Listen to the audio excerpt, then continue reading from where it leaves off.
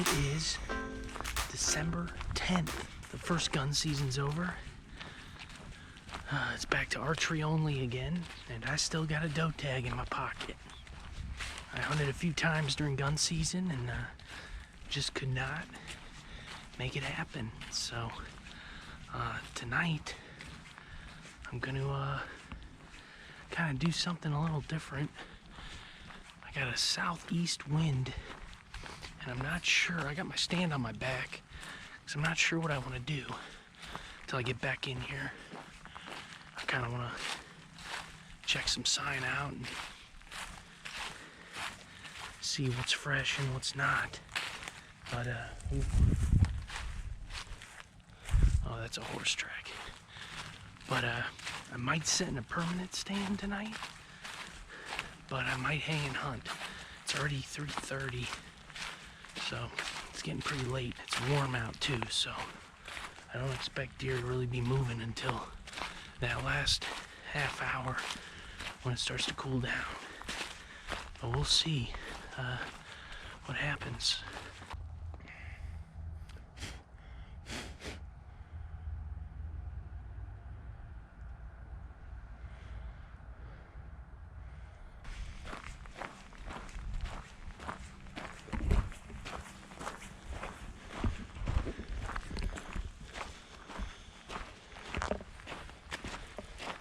There's a pretty good little creek crossing right down here. And I'm not very far from the truck at all, but this is an area that I think kind of gets overlooked on this property. There's a bunch of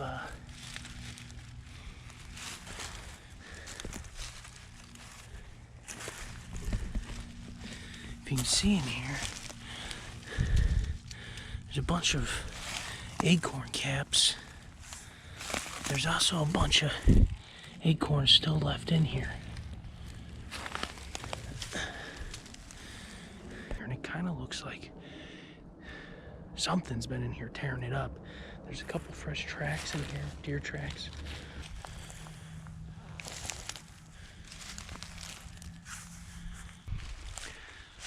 There's a bunch of old rubs in here as well. So what I think I'm gonna do is just kind of pop up in here.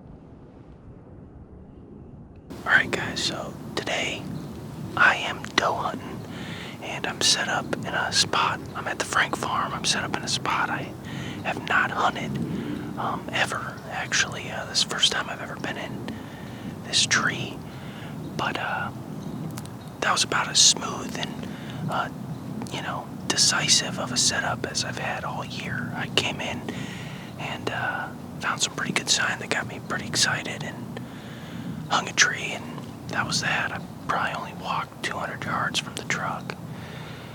But with that said, I'm up next to a big cut hayfield. And between me and that hayfield is a creek drainage, a big creek that runs north and south. And behind me is a ridge that runs north and south as well. That's really thick on top. And walking in here, I came across a really good creek crossing down here at about 45 yards from me. And then there's a bunch of red oaks still on the ground, and it looks like the deer are in here eating them. They still seem hard, like a bunch of them, they're not rotten or anything. And you could tell they'd been digging in the leaves, so.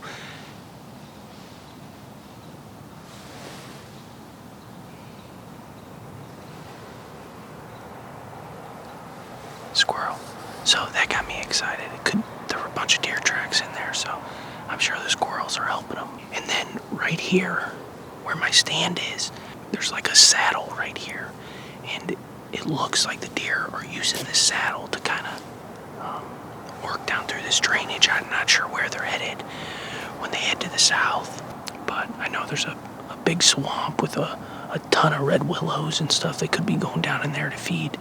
And I know there's a bunch of big crop fields across the road too, so. But I'm set up to try and take advantage of these deer leaving their bedding area, and I'm right on the edge of it. But with this hill behind me, I feel like I was able to sneak in really tight without bumping anything. At least it didn't seem like I bumped anything. And the last major piece of this puzzle is the southeast wind.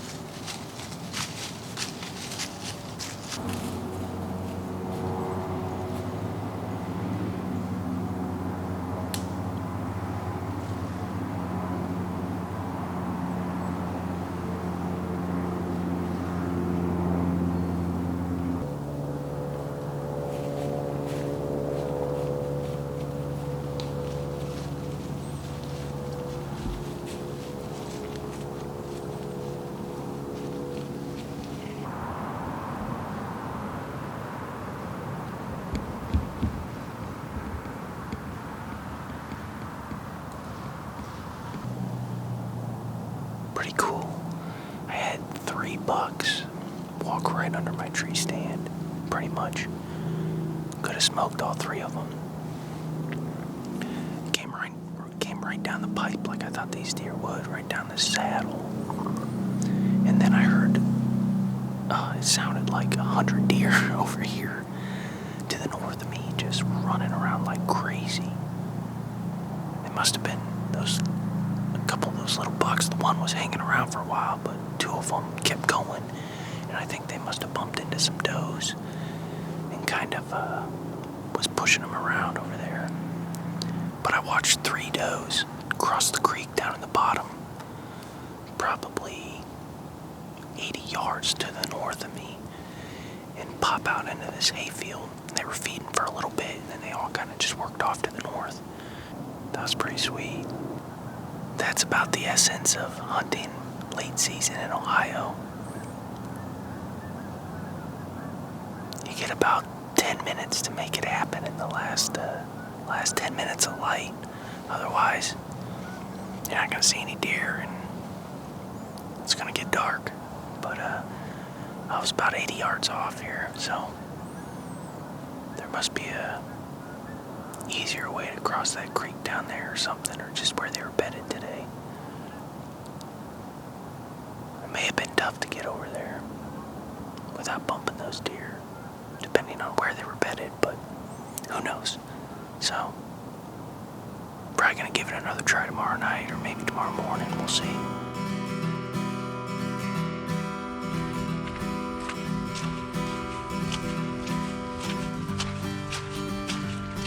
So I got about an hour and 10 minutes or something like that. A lot of work for a little bit of time, but this time of year, it's really your best bet. It's just that last hour of daylight, at least around here. You may get some deer moving in the mornings, because I feel like they're most of the time bedded up before daylight, and then they might get up, 8:30, 9 o'clock, and move around in the bedding area. By far, the best way to kill these deer is just to stay in that last hour of light. I like to get in a little earlier to let things calm down, but I had other obligations today, so I'm pretty pumped though. Last time me and my sister were here, we had a ton of deer come through here, right at that twilight hour, right, at that legal shooting time, so hopefully they move a little earlier. This is the coldest it's been in the last 5 or 6 days.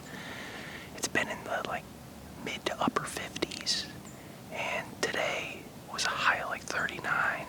Right now it feels like 35 or something like that, so hopefully this little cold front has some deer up on their feet this evening. So what I think these deer are doing is bedding along the swamp in this transition line where it's real thick, gnarly stuff that butts up to the swamp. When they get out of their beds in the afternoon or the evening, it's kind of a crapshoot which way they go. If I had more time to spend out here, I might be able to figure out some rhyme or reason to it, but we're pretty much surrounded by crop fields and deer feeders and all kinds of stuff, so I imagine they just kind of wake up and go whichever way the wind takes them. So I did get a photo on my camera right down here of a big old doe with a real white face. That's a deer I would love to kill. But ideally, I'm gonna take the first decent doe that gives me a shot tonight, so.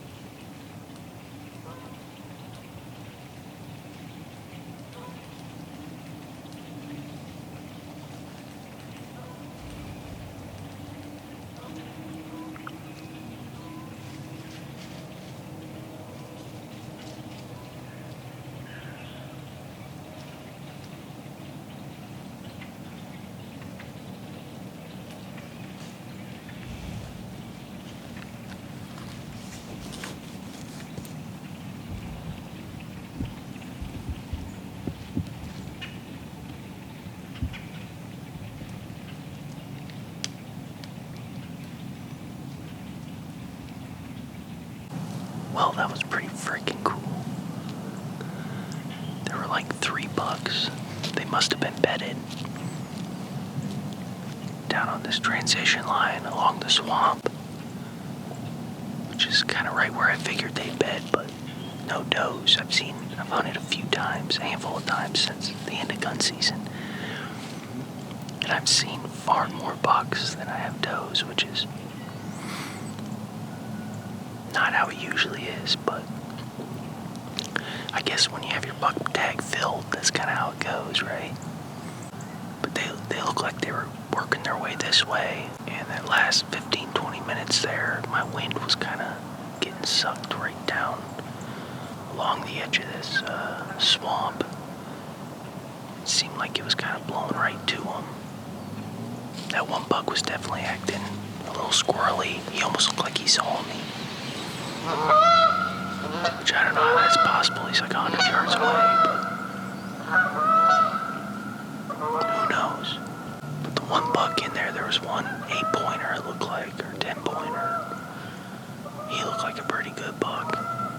He was definitely more mature than those other two. Still got about 5 minutes left, so hang tight. That's about it for tonight. Saw a couple bucks, that was pretty cool. No does though. I don't know why. When you got your buck tag filled and all you got is a doe tag left, it makes it a lot harder on you. I'll tell you that much. But yeah, thanks for watching, guys. Make sure you hit the like button, hit the subscribe, so you're notified every time I make videos. And yeah, thank you so much again. And as always, we'll see you guys on the next one.